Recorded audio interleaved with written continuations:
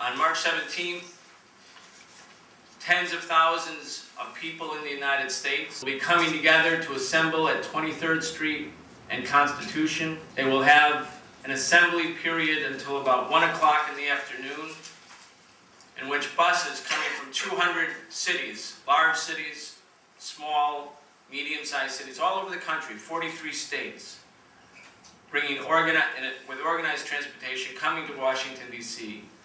And then we will march across Memorial Bridge to the Pentagon on this, the 40th anniversary of the 1967 historic March on the Pentagon, which in many ways was a signal turning point during the Vietnam War and evidence of a growing polarization between the people of the United States and the government that spoke in their name, spent their tax dollars, and sent their young men and women to kill and be killed, and what the American people were starting to understand was a criminal act of aggression.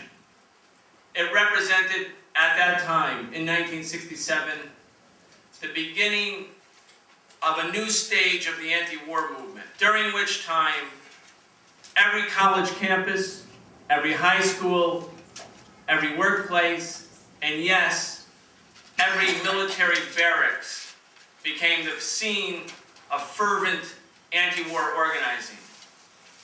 Military recruiters by 1969 and 1970 dared not to go to college campuses or high schools because they knew with certainty that they would be confronted by angry young people who realized that the Pentagon and its recruiters had become the very symbol of this criminal war during the era of Vietnam. We are marching again in what we believe will be an important milestone, a step, in bringing into play the kind of political movement that, as it happened during Vietnam, becomes an irresistible political force, something that the politicians from neither party can ignore. This map of the United States, we have, it may be hard to see because of all of the white flags. Those are just some of the transportation centers that people are bringing buses and car caravans to the March on the Pentagon. This is a grassroots effort. Certainly no corporate sponsorship, no foundational support. Average, ordinary, so-called ordinary people coming together, devoting their time and their resources and their energy to build a grassroots movement against what we know is a war based on lies, based on deceit, a war that should have never happened and that will only end when the people take matters into their own hands, meaning when people become a political force that cannot be denied. I want to introduce our first speaker to explain briefly one community that is mobilizing for the March on the Pentagon. That's Eugene Puryear. He's a student, a junior at Howard University, and students from all over the country are beginning to become the leaders of this new anti-war movement, and you will see that on March 17th. Eugene. Thank you, Brian. As Brian said, my name is Eugene Puryear. I'm a junior at Howard University, as well as a national student organizer with the A.N.S.W.E.R Coalition. On March 17th, thousands of young people and students will be coming here to Washington, D.C. to march on the Pentagon and to join with tens of thousands of others of Americans.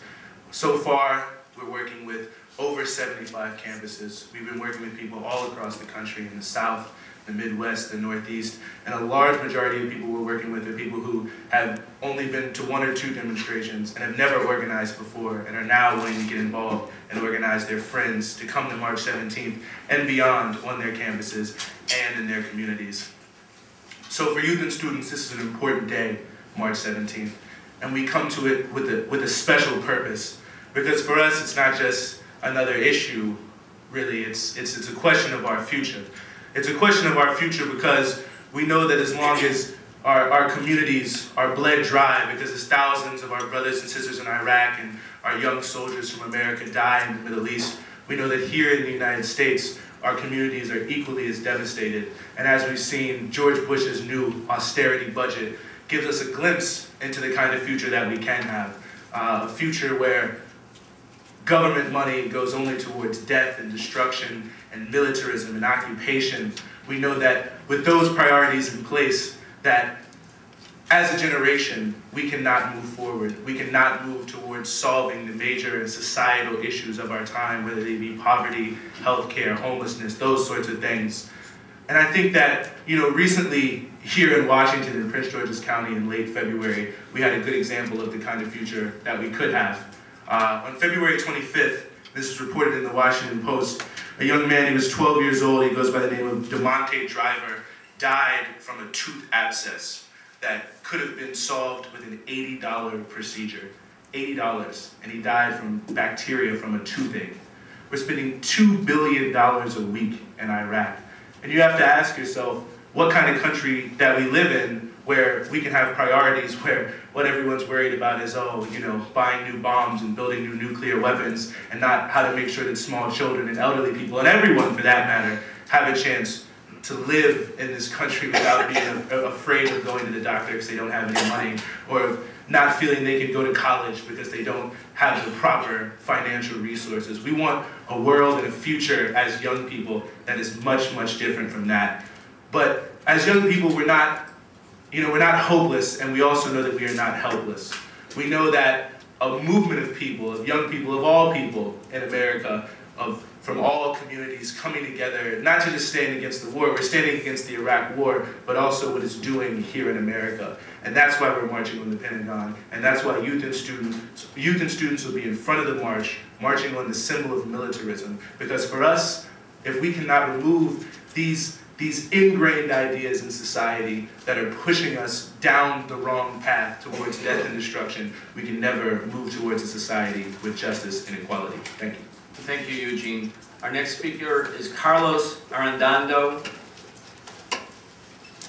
Carlos' son, Alex, was killed in Iraq in 2004. Carlos will be one of the speakers, along with Cindy Sheehan and other Gold Star parents at the March on the Pentagon. He's been a relentless crusader against the war in Iraq and an advocate of peace. Hello everyone, in case you don't recognize my accent, I'm from Boston. And I will say, shame on building 18. My son were 974 killed in Iraq, US Marine, started two tours in Iraq at the age of 20 years old. What a country, right next to the White House doing this, coming from a third world country to the superpower nation in the world. I gotta remind you, there's no smart bombs. Third world country, Costa Rica, free care for all. What's wrong with that? My son was seduced, no volunteer, my son was seduced with more than $50,000 scholarship to join the military. $20,000 cash bonuses to sign up. No volunteer, I say, seduce. That's how they're going right now, all over the high schools, where they recruit the head offices and seduce our sons and daughters with this kind of money. And why is that? Because some of our sons and daughters, they cannot afford it. Go to college. My city, the city of Boston, just broke record last year on homicides. And why is that? Because the funds was cut up in many sectors in Boston. So what the kids doing now, hanging in the corner. What happened to the money is going to Iraq. What's wrong with that picture? We gotta take care of the family here. We making mistakes, but too many mistakes have already been making here. And thank God that we still have the Constitution who protect me to use the First Amendment for me to speak out. Because on December 12, the day that I received my citizenship, before that I was worried about speaking out. Now I'm standing here in front of all of you, carrying the Constitution of the United States. My son's honor to protect all of us. I'm protecting my son's honor. It's my duty. It's my duty as a citizen of the United States of America to speak out. And I don't understand why more American people is not speaking out. I don't understand why. 5% of the population of the world are Americans. 95% are looking at us right now for what's going on here. I want to teach you something to all of you. Perhaps we will learn something here today.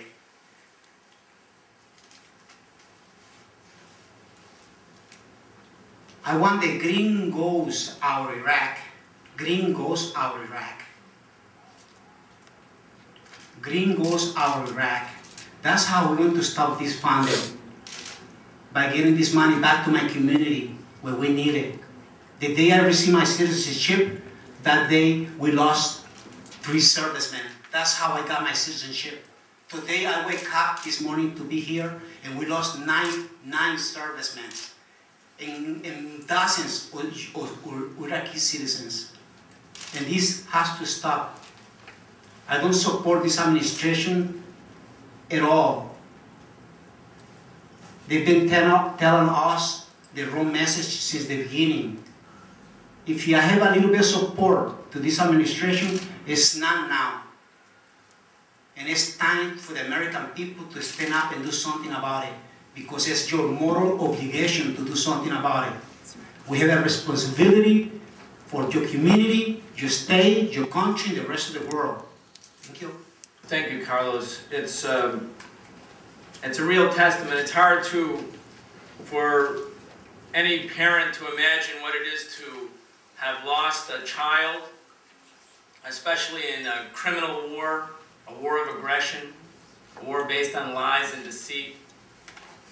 And it's a great source of strength for the anti-war movement that Carlos Arredondo and Cindy Sheehan and so many other family members who have lost so many are coming together and providing leadership in this march on the Pentagon. The march is going to have tens of thousands of people, but in the very front ranks of the march on the Pentagon will be the soldiers' families, and Iraq War veterans, and active duty soldiers who are risking a great deal to come and participate in this march. And of course, veterans from past and present wars, who are uniting to say that the Pentagon High Command and the Bush administration doesn't speak for them when it continues to send thousands and thousands of people to their death, continues to kill Iraqis day in and day out, for a war that should never have happened, a war of aggression. We're happy that the Veterans for Peace in the Washington, Virginia area and the Maryland area are organizing as well. And we'd like to hear now from Mike Marceau, Veterans for Peace, DC Chapter 16. Hi folks, good to see you all again today. I'm Mike Marceau, Veterans for Peace, DC area chapter. I've just been elected as vice president of that organization about 2 weeks ago, so be nice to me today. I'm still on the job training mode. I'm also a disabled Vietnam vet who spent 8 months at Walter Reed Hospital in 1970 and 71. And let me emphasize what the stories in the past several weeks have emphasized, that the medical care is top-notch. I have absolutely no problem at all with that. It's all the behind-the-scenes stuff that is the problem. When it takes 2 or 3 or 4 months to schedule an appointment for a prosthetic device, or an eye appointment, or a hearing check. I mean, that is just intolerable. I think that people are finally waking up to what's going on behind the scenes here, that this administration does not want to make visible. Secretary of Defense Robert Gates has made a few statements here recently that hopefully it will be up to us to watch him and make sure that he follows through on what he says. He says this is a problem of leadership at Walter Reed Hospital. He says accountability will not be limited to NCOs and junior officers, which seems to be the case in so many other situations in the past. In my war, it was My Lai massacre. Lieutenant William Cowley was the only officer that was brought to justice, and I'm sure that there were a lot of investigations that proved that it went way up the chain beyond him. He was the only one that got punished, sanctioned in any way for that. The same with this Abu Ghraib thing. There have been junior level enlisted that bear the brunt of all the wrath of the command, and I think it's just a shame that they have to be the ones who knew the least are suffering the most for that. One of the things I've been able to do here is to go into high schools recently and talk to some of the young folks about the recruiters and what they will tell you to get you to sign that line, like Carlos so eloquently stated. They're just waving cash money in front of these young folks who are very strapped for their future, and that looks like a huge sum of money, but they don't see the other side of the equation. And we need to step up to the plate. What is heartening to me as well is that we're getting involved with some young folks. Eugene from Howard University. I want to talk with you afterwards here, because VFPDC has been contacted by several local colleges and universities about doing programs with them. We're talking with American University, we're talking with George Washington University, we're talking with University of Maryland about doing some programs, showing some films on campuses, getting some young folks involved. And I think that's where this movement gets a lot of energy from the young folks. So that's why VFP is going to be very visible on March 17th.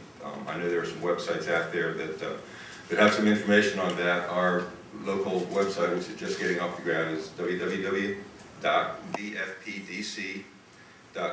We'll post schedules, and as will some of the other groups here too. But if you're looking for some local events, please get involved and help us out. Help us end this war. Help us drive these people out of office and get some people in there who are going to follow up on the promises that they've made. Thank you very much.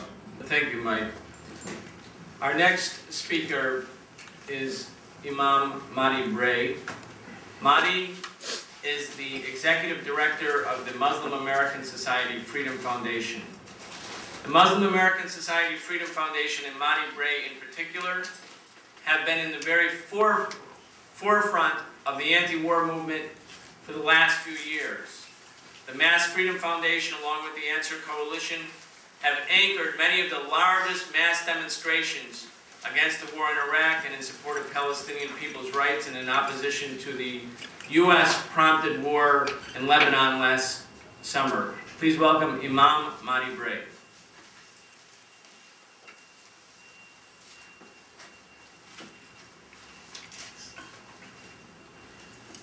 Thank you, Brian. Bismillahirrahmanirrahim. In the name of God, most gracious, most merciful, I am Mahdi Bray, Executive Director of the Muslim American Society, America's largest grassroots Muslim organization. And on March the 17th, we will bring and mobilize thousands of American Muslims to march in solidarity with A.N.S.W.E.R, other coalition partners, Christians, Jews, Buddhists, people of no faith affiliation, but all united under one thing: for the love of God, stop this madness. If I knew then what I knew now, I would have not voted for this war. If I knew then what I knew now. What a sorry and lame commentary for a public official. If I knew then what I knew now. You knew then, and you know now.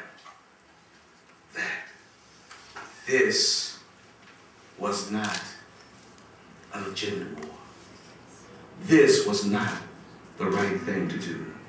That we had no right to wage war against the Iraqi people. If I knew then what I do now. You know then, and you know now, that this war is an immoral act. But you put crass political ambition over the welfare of the Iraqi people and our young, brave men and women in the military. I know that this is a scathing political indictment, but it is certainly more in line with the truth than the presidential perfunctory prevarication that led us to this war. Even now, many politicians are playing games. They continue to play games. We've got some politicians on Capitol Hill who are playing and got more games than Toys R Us, playing games. But we are marching on March the 17th to say that war is not a game. War is the ultimate commentary on humanity's inhumanity. Therefore, we march on March the 17th, and we will not be sidetracked by such issues as you're not respecting or you're not honoring the troops.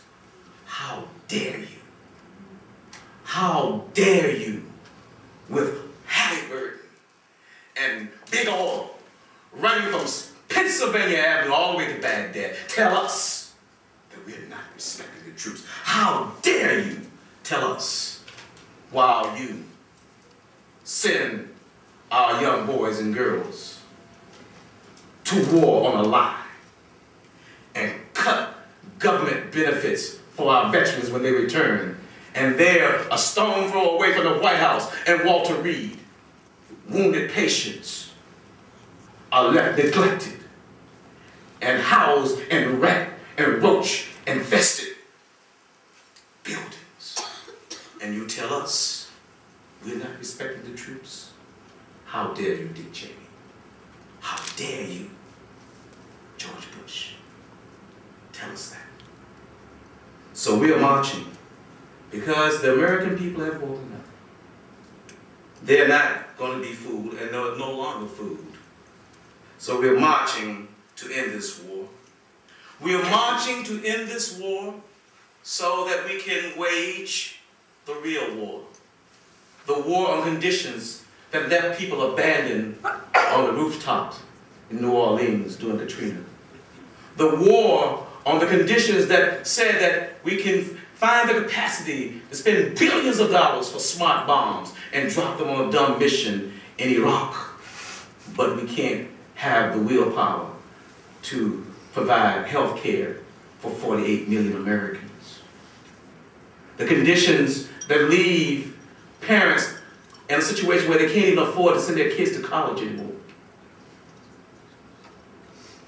And the conditions that now reach discrimination, profiling, and the attacks on the American Muslim community and other minority communities in this country. So we're marching together. We're marching together to say that what Jesus Christ said, and he didn't say blessed are the warmongers. He didn't say blessed are those who are part of the military-industrial complex. He said blessed are the peacemakers. We are marching for what the Quran says, that if you save a life, it's if you save all of humanity. So we're going to exercise our constitutional rights of free speech to come before and petition our government to end this madness, to stop this war, and to say clearly and unambiguously that we, the American people, will no longer allow you to wage this vicious aggression in our name. So we pray to the Lord and cherisher and sustainer of the universe to say, let it be done, let it be so. Amen. Mr. Slyman, National Council of Arab Americans. Good afternoon, thank you very much for being here. My name is Munzer Slayman. It's a slight variation of the pronunciation. problem. Arab Americans, especially since 9/11, has been the subject of so many intimidation, detention, deportation, harassment, and a concerted effort to eliminate the presence of Arab Americans or Muslim Americans from the debate about serious issues that this administration and the previous administration and future administration are responsible of inflicting pain and suffering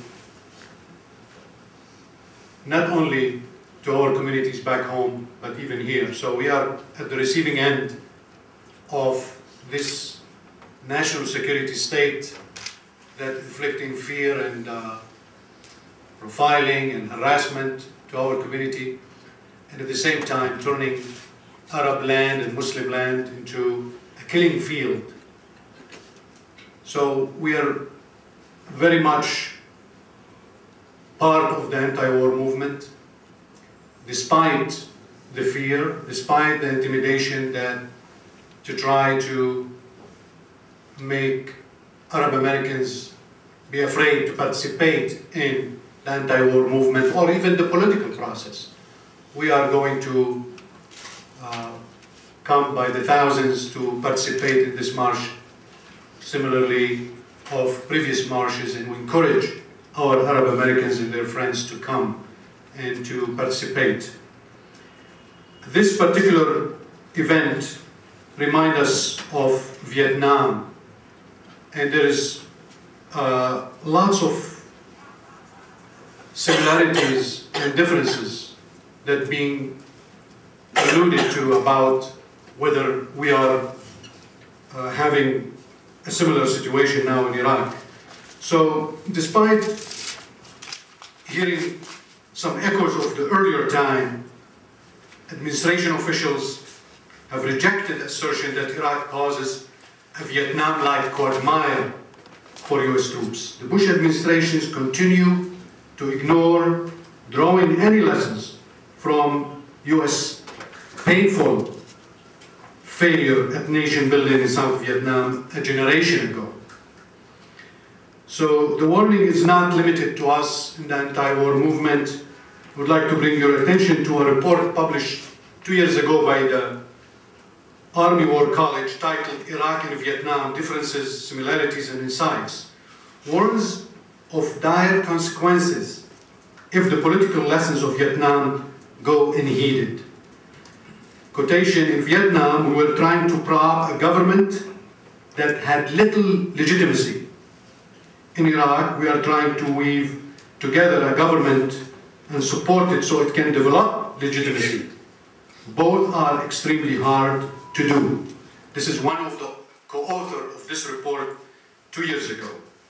So it could be probably useful, and I don't want to quote Henry Kissinger, but it seems this is probably the last time I will quote him.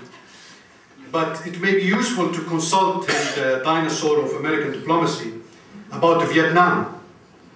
He suggested in 1969 that the fundamental problem for the United States in Vietnam was not psychological or military.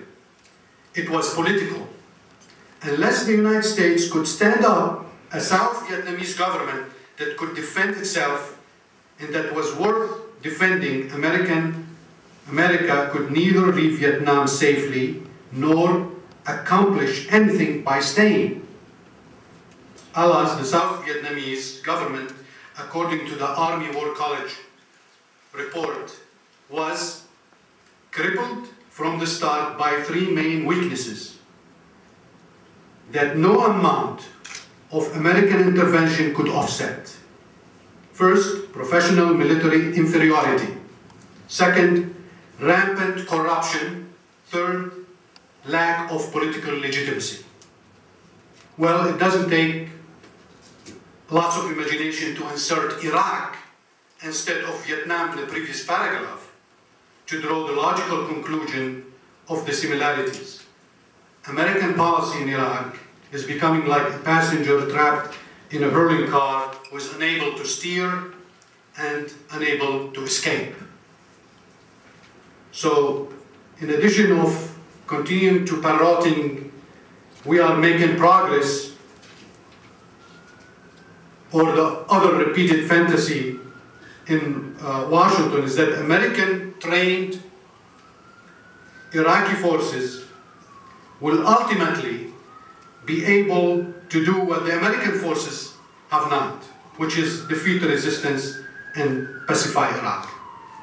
So, when you give mission impossible to the soldier, it's true that they have been used even by potential candidate for the presidency of the United States. They utilize instead of sacrifice the waste. They have a problem even describing the situation.